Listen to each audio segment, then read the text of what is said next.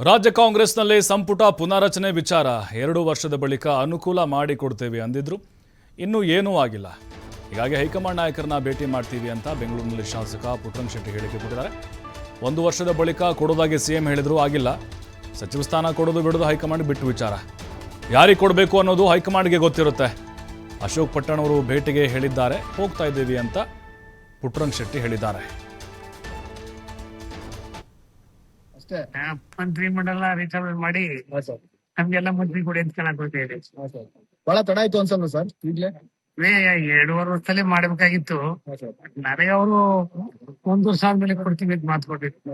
ಆಗ್ಲಿಗಾಗಿ 3 ವರ್ಷ ಆಗ್ಬಿಟ್ಟಿದೆಯಲ್ಲ.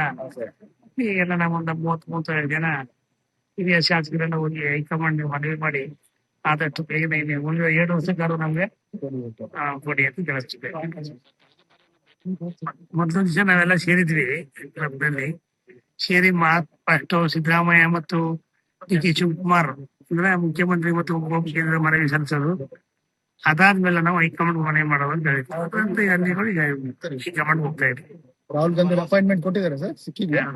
ಕೊಟ್ಟು ನನಗ್ ಗೊತ್ತಿಲ್ಲ, ಒಟ್ಟಿನಲ್ಲಿ ಹೇಳಿದ್ದಾರೆ. ನಮ್ಮ ಎಲ್ಲರೂ ಇದ್ದಾರೆ, ಗೌಡ ಇದ್ದಾರೆ, ಅಶೋಕ್ ಪಟ್ಟಣ ಶೆಟ್ಟಿ ಇದ್ದಾರೆ, ಡಿ ಪಾಟೀಲ್ ಇದ್ದಾರೆ, ಕೆ ಚಂದ್ರ ಅವರು ಇದ್ದಾರೆ.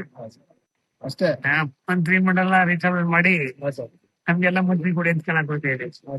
ಬಹಳ ತಡ ಆಯ್ತು ಅನ್ಸಲ್ಲ ಸರ್? ಈಗ್ಲೇ 2.5 ವರ್ಷದಲ್ಲಿ ಮಾಡ್ಬೇಕಾಗಿತ್ತು. ನನಗೆ ಅವರು 1 ವರ್ಷ ಆದ್ಮೇಲೆ ಕೊಡ್ತೀವಿ ಅಂತ ಮಾತು ಕೊಟ್ಟಿದ್ರು. ಆಗ್ಲಿಗಾಗಿ 3 ವರ್ಷ ಆಗ್ಬಿಟ್ಟಿದೆಯಲ್ಲ.